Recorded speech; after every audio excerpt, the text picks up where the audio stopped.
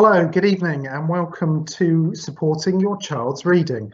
In a moment, I'll be handing over to Chrissy Ellis, our fantastic Head of English, who is going to talk you through how you can support your child with their reading. I just wanted to say good evening, first of all. I hope the Year 7 Parents' Evening went well. I think there were some technical problems. It's still a new technology, but I hope that you got what you needed from that evening. We're busy working here at the school on the plans for reopening, and I hope to be writing to you all tomorrow with some real clarity around what we're going to be doing. But that's it for me. I'm going to hand over to Chrissy, who's going to talk about reading. We do think reading is really important. We do have it as a priority here at the school. I'll share with you that I'm reading A Promised Land by Barack Obama at the moment, which is a really genuinely inspiring read. I'm joined by Mr. Johnson, who's running all the technical stuff in here. You'll probably know him as the person who was in all the videos for the Year 7 transition, and he is, of course, our senior leader who has oversight over Year 7. And I'll share that he is reading No Rules Rules, which is a book about the setting up of Netflix, I think. So we're both non-fiction, and that's the thing. It doesn't matter what you read as long as you're enjoying what you do read. So I'll hand over now to Chrissy and have a good evening. That's great. Thank you so much, Mr. McSweeney. Sorry, there's a couple of few awkward moments while I share my screen. You'd think we'd have it a bit more seamless by now, but no. But while we do that, instead I can share that actually I am currently rereading Frankenstein for the first time in a long time, actually. So that's generally quite exciting. All right, so thank you first of all to everyone for coming along. I genuinely really appreciate it. I know that you've had a long parents' evening, everything like that. And so yeah, thank you so much for coming. And I hope that you find this really valuable and really useful. Okay, so today, as you'll already be aware, our topic is supporting reading at home. Okay, we want to explore how you can support and how you can encourage your students' reading at home. So tonight's session is going to cover three major things. Okay, so the first thing is, why is reading so important? The second thing is, what kind of things should students actually be reading? And the third and last is, how can we encourage and support reading? Okay. So the first question here is, why is reading important? Now, I think I'm probably in a lot of ways already very much preaching to the choir here. Okay? In that essentially, if you bothered to come or anything like this, you must think that reading is important. But actually, I want to explore some of the reasons as to why. I am a bit of a research geek. I love all that kind of stuff. And I just want to share with you some of the really interesting statistics and some of the research surrounding reading and actually why it's so important for our students. So first of all, the National Literacy Trust run an annual survey. You'll notice that the statistics I have here are from 2012. Okay, it's essentially because this is the most detailed one that they ran. From that point onwards, they've essentially just proved their statistics over and over again. So it's really interesting and actually really quite striking, I think. So young people who read outside of lessons are actually 13 times more likely to read above the expected level for their age. I mean, that's vast. 13 times is huge. Half of the young people who read above the expected level for their age also wrote at a higher level. Okay, so half of them are actually also finding that their reading is feeding into their writing. And also those that reported a liking for reading were almost 5 times more likely to read above their expected level. Okay, so those who enjoy reading, chances are they will actually also be better readers for that. And interestingly as well, 65.2, very specific % of these enthusiastic readers also reported that they actually enjoyed writing too. Okay, so reading and writing seem to feed into each other, and they're both key for our curriculum. It's also interesting as well that Anderson, Fielding and Wilson back in 1988 here suggested that regular reading is the best predictor of measures of reading achievement, reading comprehension, vocabulary and reading speeds. Okay, so actually the more that you read, the more likely you are to achieve, the more likely you are to be able to achieve good levels of reading comprehension and also to read quickly and to be able to recognise a lot of vocabulary.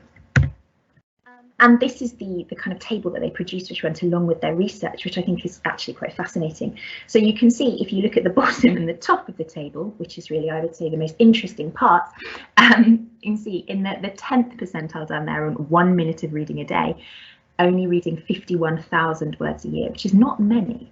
However, right at the top, 98 on the 98th percentile were saying about 67 minutes of reading a day. Took them to 4,733,000 words. Okay, so that is a vast difference. And the more words that you're exposed to, the more likely you are to be able to read fluently and with good reading comprehension. Okay, so those statistics I think are very striking, that actually the more you read, I mean, it's obvious as well, but the more you read, the more words you're exposed to, and actually the more confident your reading becomes. Okay.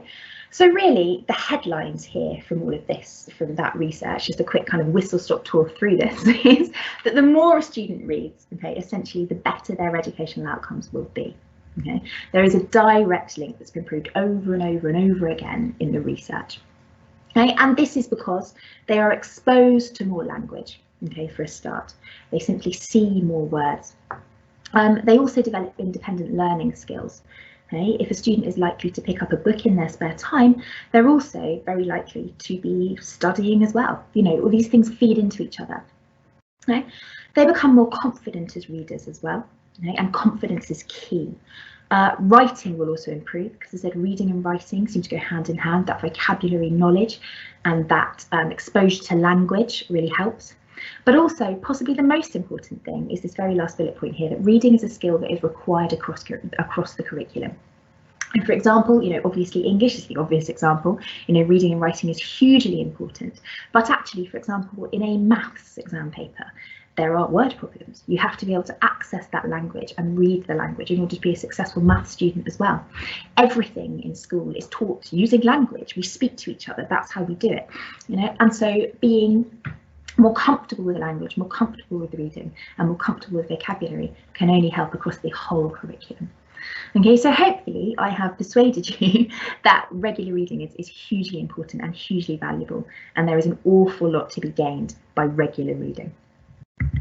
Okay, however, that being said, sadly, there are several threats to reading, and again this comes from the NLT survey, which again has once again been proved essentially over and over again for the past 10 years. So 22% of young people either rarely or never read in their spare time. So almost a quarter of young people would never pick up any kind of reading material, okay, ever. And that's quite a startling statistic, I think. 54% would prefer to watch television. This one surprises me less. In all honesty, I think sometimes I feel exactly the same, but 54% is an awful lot. This one is really sad, I think, that 17% of those surveys would be embarrassed if they were caught reading by a friend. Right? The idea that reading is something to be ashamed of, the idea that reading is something that's embarrassing and it's not cool to do. And this statistic here is the one that I think is most interesting, and something that as a secondary school English teacher, I really want to combat, because 73% of pupils at Key Stage 2 claim to enjoy reading, but actually this falls to 34.3% by Key Stage 4. That drop is vast. Okay? And that's something that we really need to combat, because actually the Key Stage 4 curriculum requires more language, it requires more reading than the Key Stage 2 curriculum does. So actually this is kind of all the wrong way around. Okay? And there's a big thing here on the end, that actually specifically for us this year, we've been stuck inside for a year. I was having this conversation, I have 3 children myself, and I suddenly realised the other day my 4-year-old has been obsessed with dinosaurs for a year. And he has his dinosaur books and he loves them and he reads his dinosaur books. And I was like, oh my goodness, maybe there's hope. Maybe he will be a great paleontologist one day. But actually, then it occurred to me that no, I think it's far from it. That in fact, actually, it's got far more to do with the fact that he's simply not been exposed to so many things and so many interests. You know, he's kind of got stuck on dinosaurs because he actually hasn't found anything else. You know, we're not going out and about. And even in the home, you know, if you think of the kind of language that people are exposed to at home, you know, obviously I'm an English teacher, for example, but actually in my house, most of the language that we use seems to revolve around what's for dinner and who's emptying the dishwasher. You know, that level of kind of academic language or pushing language development is actually much harder to gain at the moment. Okay. So on to the next thing now is actually, what should students be reading? And this is an almost impossible question to answer before I start, sorry everybody, but it's really, really important, okay? Because the first thing to remember really when we think about the idea of what we should read, how much we should read, what kind of text we should be reading is this. Reading can be hugely intimidating. That, for example, when we look at this, I'm sure we're adults and are confident readers, but actually when we look at this means nothing. It's very difficult. I only know what it means because I was the one who put it through Google Translate. But actually beyond that, it's so hard. And for younger people, sometimes this is exactly what looking at a text can feel like. It is almost impossible to access. It is difficult, it is intimidating, it is frightening, and it is something that is certainly not something that you would want to do in your spare time. And I think when you look at it from this perspective, you can kind of understand why. For our year 7s particularly, language is still developing. There is a long way to go. Language develops throughout our entire lives, but when you're 11 and 12, you have a long way to go. And actually this is sometimes what reading can feel like. For example, just a little example here of something that I found. I'm just going to give you a minute to read through what is on this slide, and to see what does this actually say.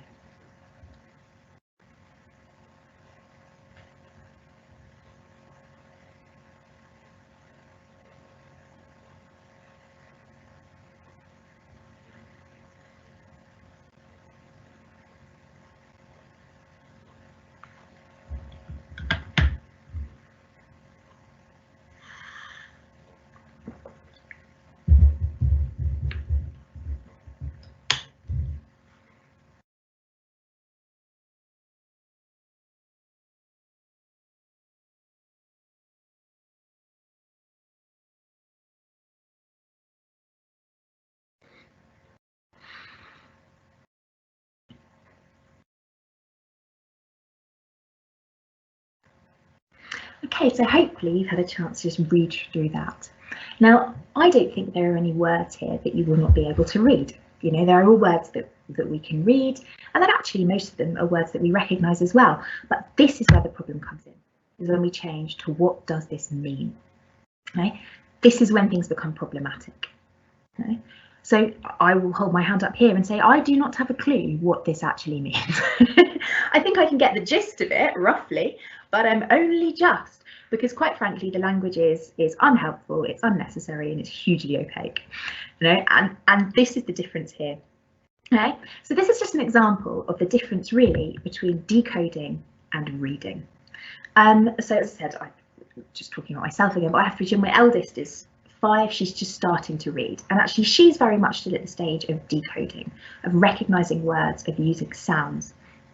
So decoding is the ability to recognise words, and words will be recognised both in and out of context, because the words are not being seen as a unit of sense, and more being seen as a collection of sounds.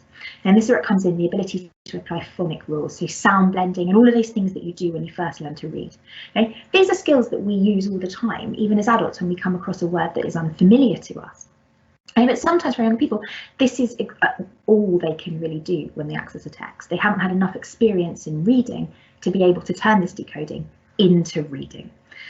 So reading is much more the process by which words, sentences and discourse are actually interpreted. If you read, it means that you understand a text. And this is something that continues to develop throughout life. I am certainly hopeful that I will be a far more confident reader in 10 years' time, and hopefully come across texts like this and be able to understand them entirely, and not just read the words, but actually also read their meaning. At the moment, it has eluded me, I will be completely honest with you. But this is exactly it. So the difference between decoding and reading is key. And this is where we want to make sure that we are pitching the reading material for our year 7s really appropriately. What we do not want to do is give them the kind of text that they will be forced to decode. They will mean nothing. They will gain no enjoyment from them. There will be no real comprehension, because actually what we want to make sure is that they are reading. They are reading, they are understanding, and they are gaining a sense from what they see. So for example as well, to give this, so remember this from the beginning, while we were waiting just before Mr. McSweeney, if you were there before Mr. McSweeney's excellent introduction, there was this list up here of books. And I asked you to have a think about maybe how many of these books have you actually read. They come from, you can see at the bottom, a Barnes and Noble blog about this. There's only 17 pictures here because I just couldn't fit them all, that's the honest truth. This is 25 books that you probably should have read already. Now you'll find lists, if you go onto the internet, you will find lists all over the place like this of things that you should have read, okay, of books that you must have read, books that you must read by the time you're 50, or, you know, all the lists. I had a quick Google and you just find endless lists. Every bookshop does them, every newspaper has one.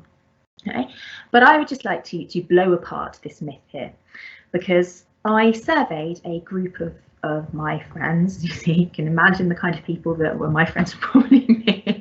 And we had a little look. And just to reassure you, they were not all English teacher in Membrook. A lot of them were, but many of them also weren't. And we looked at this list, we looked at the full 25, and we actually managed to average 9. Okay, now amongst the people that I asked was an Oxford graduate, an Oxford literature graduate, a children's author as well, someone who has a PhD in literature in Cambridge, a librarian, a publisher, and several English teachers, not just Embrook English teachers. Okay, so actually there's a huge wealth of literary knowledge there, and actually we only managed to average about 9. To be fair, the average was brought down considerably by one person in this group, but actually no one had got even close to 25. No one got over 20. Okay, so this idea of all of these things that you should have read, that you must have read, is actually complete rubbish. All of these things, I think, can sometimes be hugely intimidating. When you pick up, for example, Moby Dick, I've read the first chapter of Moby Dick several times and I've never got any further because, frankly, it doesn't appeal, and it goes on a bit, is the honest truth, in my opinion. There are plenty of things that I would read on here. However, for example, The Great Gatsby, I loved. Agatha Christie as well, The Murder of Roger Ackroyd, I loved. Okay? It's all a question of taste. And if we are forcing our young people in our year 7s to read books like this all the time, to read the must-read things, the things that you should have read, we are going to be doing them a disservice, because actually it is very difficult to access something that you don't enjoy, particularly when we expect you to be doing it in your spare time. Okay? Now also, this is the interesting thing as well, is I keep talking about books and I catch myself doing it just as a sort of shorthand, but actually it isn't just books that are important when it comes to reading. So there's Evans, bit of research done by Evans from 2005, which described a text as a unit of communication that may take the form of something written down, but also a chunk of discourse, for example, speech, a conversation, a radio programme, a TV advert, text messaging, a photo in a newspaper, and so on. Okay, this is important because this is in some ways, I think, quite reassuring, is while we might not be getting our children to sit down and read books all the time, actually they are surrounded by language, they are surrounded by reading. They read all the time. You know, you can't catch a bus without being able to read to some extent, you know, without reading words around you. And so actually, I think it really helps to also broaden that definition of what reading is. Okay, that reading is not just books, it is far more than that. And actually there is a lot of value in all kinds of reading, not just, you know, picking up a novel. Okay, and it's interesting as well. I think this provides us with an interesting opportunity when we think about this definition, is at Key Stage 4, pupils who are willing to engage in technology-based reading, there was a definite enthusiasm, okay, with 80.1% of students reporting that they regularly read text messages. Okay. I'm surprised at only 80.1%, frankly. Maybe text messaging was too old-fashioned for a lot of them, I don't know. But there is reading going on all the time. And actually, perhaps if we step away and don't just think of reading as books, this can be really helpful. Okay, and it's also interesting as well, just leading on from that, that it also isn't just print. Okay, so as you said, learners will have a far greater motivation to read when they have access to a wide range of high interest reading materials. That was some Gambrell research in 2006.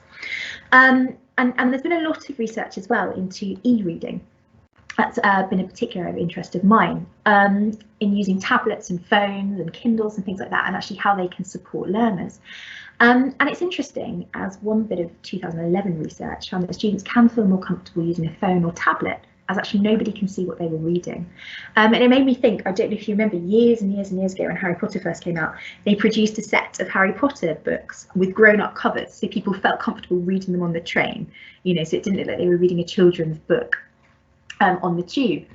And it just kind of made me think, actually, it works both ways, doesn't it? Actually, you know, younger people as well want to see, maybe don't want to display what they're reading, or in some ways, actually, maybe that they're reading. If they're looking at their phone, they could be doing anything on it, okay? But actually, they might have their Kindle app open. That would be lovely. Right, there's also a huge amount of convenience to using technological devices as well. So there's the opportunity to do font size, to listen to music at the same time. How anybody does that, I have no idea, but apparently it's possible. And also to look up words quickly. You know, if you don't understand something, you don't have to wander to a bookshelf, dig out a dictionary and go from there. You can look it up easily, highlight it, copy, paste in the dictionary, sorted. Right? And this all makes perfect sense, actually. Okay, so we don't need to worry too much if students are not reading books. Okay, reading is reading, and reading in any form is reading, and it is valuable. Okay, so while I keep using the word book, I can't help it, I need to stop. Okay, actually there is far more to it than just books. So as I said, the kind of headlines of this section here is that all reading counts. There are benefits to all types of reading. Okay, it does not matter, okay, whether we are reading Wuthering Heights or something far more simple, okay, whether we are reading a Lego magazine, for example, you know, it simply doesn't matter. Reading is good for you in whatever form that it takes. Okay, but hopefully for some students, technology can be an aid to reading. It's not something we should be fearful of or worried about, you know, if they do prefer to read on their phones or on a tablet or something like that. Makes sense. No, it's also vital to read text rather than to decode them. Okay, if our students are not ready to be reading Jane Eyre, don't make them. You know, it is important that we choose text accordingly that they can access. That their knowledge will develop. You know, if they are, as we've seen before, if they are reading regularly, this will come. Jane Eyre will come. You know, it's been around for several hundred years. It can wait a few more. It doesn't really matter. No, so actually, the sort of idea of the quality text is a myth, really. And as I said, also at the end, there's no such thing as a must read at all. Read what you enjoy and what you find interesting. Okay, all of those lists, you know, I use them sometimes for inspiration, but my goodness, if I took them too seriously, I feel pretty terrible when I've only read 10 out of the 100 books you should read before you die or something like that. You know, it's just a total fallacy and something that we should definitely, to be completely honest, totally ignore. Okay. This is really the most interesting part, I think, now, is actually how can we encourage and support reading? This is a path that I myself am very much on at the moment. As I said, I have one reading child, and to be honest, sometimes when she comes in from school or whatever, she would prefer to watch TV, and quite frankly, I would prefer her to watch TV and go away and leave me alone. But you know, actually, I do try. But also, this is not something as well. And in The Guardian, I was reading a thing, and they had an article about parent bashing. This is absolutely not that either. You know, like, parents have a huge amount to do of all kinds of things, and a huge number of ways in which they need to support their children. So it's not that at all. It's just some ideas about maybe something you could try if it's something that you want to give a go. And as I said, this is absolutely, I am not coming, unfortunately, from a position of great strength here. This is something that I too am very much learning and trying to be better at myself. So this is really interesting, is this idea of together, so this idea of modelling, because together we can win. You know, we've seen the threats to reading, we've seen what could get in our way, but actually together we can beat this. So there is a direct link between the amount of books and newspapers available at home and the reading achievement of 9-year-olds. You know? And that link has continued to be proven as up through the age groups. Right. So actually, how many books you have at home, how much access you have to books, how much reading material there is around you will have a direct impact on your reading achievement.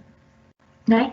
Now this one's interesting as well, as children who see their parents or carers reading think more positively about reading themselves and are in turn more likely to achieve higher levels. That's back from that NLT survey as well, some research they did after that.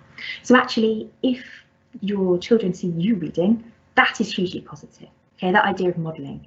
If you pick up a book, read a magazine, something like that, if you do that around them and in front of them and show them that it's a really positive thing to do, that will be learnt. Okay. And also, really interestingly, some involvement with family reading activities at home has a positive effect on both reading achievement and language development as well. So actually, expecting, well, it's perfectly possible to expect a child to read as an island. You know, some of them just adore it, don't they? But actually, also sometimes bringing the family more into this is a great way to do it, because actually just the act of watching somebody else read has been proven to have a positive effect on readers. And I think that's actually amazing, because that is easy. You know, and that's something that we can all do more of, myself very much included. I don't tend to read in front of my children. I tend to be unloading the dishwasher and, you know, doing all that kind of stuff. And actually that's something that I need to be much better at. This is interesting as well, some research that I found a little while ago, and frankly it took me a long time to believe it, and I'm just about coming around to it now, is the idea of morphology. So research has suggested that children can find reading more engaging if they actually understand how the English language works. Now this one I was like, really? So actually breaking words down, looking at root words, you know, all of these kind of things, it's like, oh come on, you know, that doesn't sound that interesting. But actually then I thought about it, and you'll see at the bottom the picture there, some pictures of some word spiders which have the kind of word root in the middle and all the words coming off them. And that's an activity I've done a few times. Well, that actually students love and really get into and really start exploring, grabbing dictionaries and finding words. And I was like, okay, maybe there's something in this then. So actually perhaps exploring root words could help to foster a curiosity about language. So actually discussing the words themselves together can be really helpful. And the BBC have actually got really on board with this, thank goodness. And they've produced a load of skills-wise stuff about root words and things like that. I just popped the link on here, which will make sure that you can access. And it's just kind of a useful way to look at it. So I said this one I'm coming round to slowly but surely. Also playing to their interests is so important. So there is reading material about every single subject available. And as Mr. Johnson Emerson McSweeney was saying at the beginning, you know, non-fiction reading is equally as valuable as fiction, you know, and in some cases, to be honest, even more so. You know, you can learn a huge amount, and the kind of a huge range of language you can learn from non-fiction reading. So actually I should definitely read more non-fiction stuff. I've been reading quite a lot of travel writing at the moment in order to imagine being somewhere that isn't Wokingham, but maybe I need to branch out a little bit and go a little bit further from there. So, you know, even things like current affairs, getting out the newspaper, there's things like First News, which actually are at the moment offering free copies during lockdown, which is brilliant. But things like recipes, if you have a child that loves to cook, you know, getting involved with recipes, that's sometimes the only way I can get my 5-year-old to do it. She'll sit and cook a cake after school and sit and kind of work out the recipe. We're terrible bakers, it never works, but it's the thought that counts, as I tell myself. So geography, stories, Lego. There's a list here of a ton of magazines that actually you might be interested in, because there is honestly something for everybody out there. It's just a case of finding it. The only downside is that a lot of them are massively expensive. But I spoke to Wokingham Library the other day actually, and were really helpful, and if you ever need anything I would absolutely 100% recommend giving them a ring. They could not be more helpful. And they have online subscriptions, so using the Press Reader app you can access all of the magazines that they subscribe to, and it's brilliant. I was having a look at it the other day, and there's tons on there. So yeah, if you are a member of Wokingham Library, if you go onto their website, it shows you how to log onto it, how to download it, and what to do. So I'd really recommend that. I was having a little browse through Good Food earlier, which was a real thrill. But yeah, there's so much there, and probably things that you would enjoy as well. You know? Also, this idea, I hate this term of lowbrow and highbrow, but I think it really explains what I mean very quickly. You know, actually, there is no harm in letting our children read lowbrow text. You know, actually, if students enjoy reading something, then that is by far the most valuable thing we can do. This should be fostered. You know, it's our responsibility in school really to try and broaden their horizons and to give them different things to read. And we do that in lessons all the time. You know, they'll read novels and texts and plays and poems that they probably would never read in their own lives. But actually, in their spare time, it is so important that they enjoy what they read. So if they enjoy reading something, then actually we should hold on to this. And then there's research behind it. So Salacor talks about those that read regularly for pleasure and experience a sense of fulfillment from this activity, which in turn encourages them to continue. So it's a beautiful kind of cyclical process, that as students read and they enjoy it, they read more. Okay, so it is vital that actually we let them read kind of what they want. Because reading for pleasure is a skill for life. And you know, things like here, comics and graphic novels. Brilliant, you know, like why not? Language is language, reading is reading. And also in the list there is someone, every year I've been a teacher, I have always found a student who reads the entire work of Michael Morphology and then starts again at the beginning and keeps going round and round and round and will not consider anything else. And you know what, that's fine, you know, that that is brilliant. And if they enjoy it, then fantastic. And as they grow and as they develop and as they learn, their tastes will change and will develop, you know. But if they love reading, let them love reading. And also, you know, I know this sounds very backwards, as we have been talking about reading, but why not consider audiobooks? I mean, it's reading through the back door. If we can encourage students to love what they read and to love things that they read, or to love books, to love stories, to love anything like that, then actually that's going to introduce them and make them far more enthusiastic about reading in the long run. Again, as well, like Audible have quite a good deal on, as part of our World Book Day celebrations as well. English teachers have been reading extracts from books, which we'll make available to you there too. So actually, that might be a nice place to start, to see if there's just something that they might consider maybe picking up. And I think this one here is really key as well, is to encourage choice, to let students read what they want to read. And also the act of choice is also hugely beneficial. However, the choice can be very expensive. I have discovered, but there is a brilliant website. It's called Love Reading for Kids, which allows you to download free extracts from thousands of books, so they can read a few pages and decide whether that's something they really want to get involved in. Also, at the moment, again, to Victor Wakeam Library, normally this wouldn't be a problem at all, would it? You just pop to the library and, you know, pick up a handful of books, and it's all lovely. As long as you return them on time, it's completely free. But actually, Wakeam Library as well are running a click and collect service, which you can access through their website. There's all the instructions there as well. So actually, there are ways to access books for free, even at the moment. And also, as I said, students also benefit from a choice of mediums, so phones, tablets. We shouldn't be worried about this at all. The other huge advantage here is that lots of books are actually available free to download, so books are out of copyright.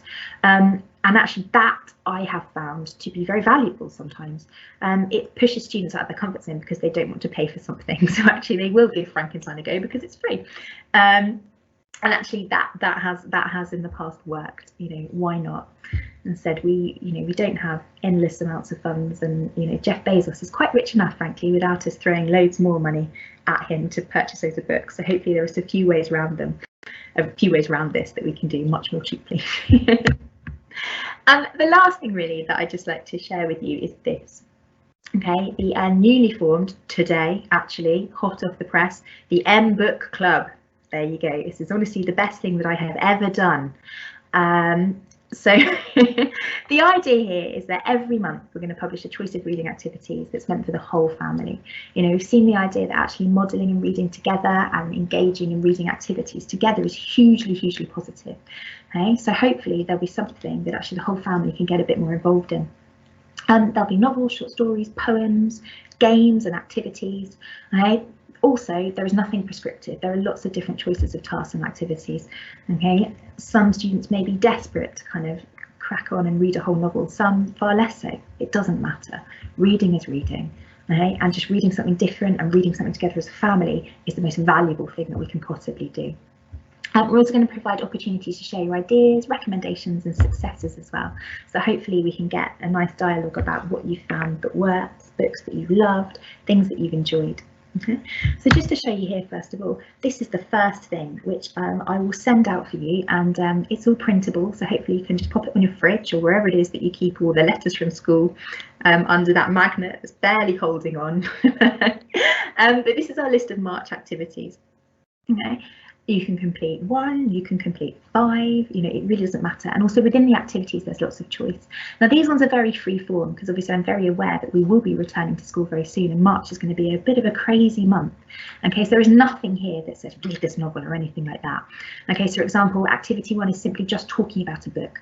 So talk about a book you know, what do you like about it? Is there anything you don't like about it? Activity 2 is about reading a newspaper article together. What do you think the journalist's feeling about the subject is, and how do you know? Activity 3 is a little game, which I have attempted to play with my children. It got out of hand, I'll be honest, but hopefully you'll have better management skills than me. So everyone has a minute to explain why their favourite book is the best, and the book with the least votes gets binned. Not literally, obviously. Activity 4 is maybe just encouraging you to read something that you might not. So trying to find a short example of science fiction, a gothic or ghost story, biography, or some sort of review. And activity 5 is think of the favourite thing you've read this week, and then try doing a piece of writing in the same style. Have you seen reading and writing feed into each other and are really, really closely connected? Okay, so these are the activities for March, I said, which I'll get sent out for you, and also along with the form where you can share some of your ideas, what you've had a go at, what you think's worked. And then this will be replaced by a new set of activities sort of the end of March, ready for April, which should hopefully, as I said, pop it on your fridge, have a go. You know, I said activity 1 is very simply talking about a book. The effects, the beneficial effects of that are absolutely enormous and can be done in 5 minutes, you know, around the dinner table. And actually that idea of modelling reading enjoyment, of actually bringing books into family life is so powerful. So if you do one thing for 5 minutes, let it be that, and it will have a positive effect. Science has told me this, and I trust science. So really, all that really remains to be said here is thank you so much for coming. There's a feedback form here, which I'll make sure is all available to you, so you can just kind of get some ideas about what you found useful and maybe what you haven't.